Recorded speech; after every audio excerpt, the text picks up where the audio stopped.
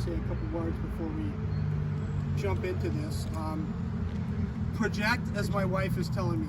So for those of you who don't know my background and why is this person standing up here, the oath of commissioning, which Lewis is about to take, needs to be administered by a commissioned officer, on active duty or not on active duty. Obviously, well, I could be in active duty in a suit, but I am a retired Air Force officer.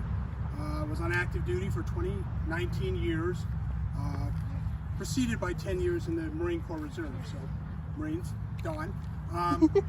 So that is why I'm up here to administer, hoorah, to administer the oath of commissioning to Lewis.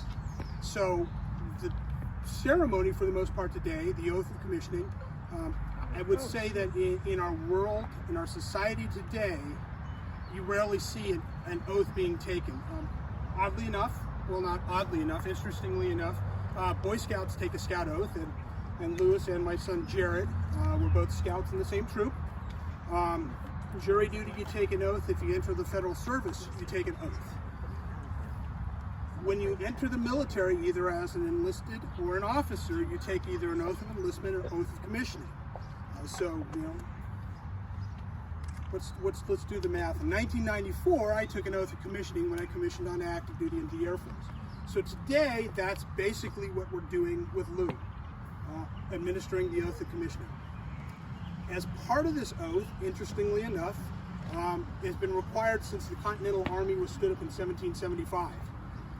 In 1789, so way back then, the core of the oath was the statement, "I shall support the Constitution of the United States." Today, when Lou takes his oath, he is going to say something very similar. "I support and defend the Constitution of the United States." So in all that time, the core of the oath of commissioning really hasn't changed.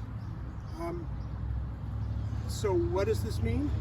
That means, in my mind, you're committing yourself to the nation. You're not committing yourself to Congress. You're not committing yourself to the president.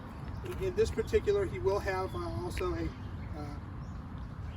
oath of not commissioning, but he will take an Army oath that says he will, you know, follow orders of those people appointed above him, and those below him will need to follow his orders. But for the core of the oath of commissioning, it is to the nation, as represented by the represented by the Constitution. So, with that, are you ready? I'm ready. And I have my cheat sheet, so we make sure we get these words right. So, raise your right hand, repeat after me. I state your name.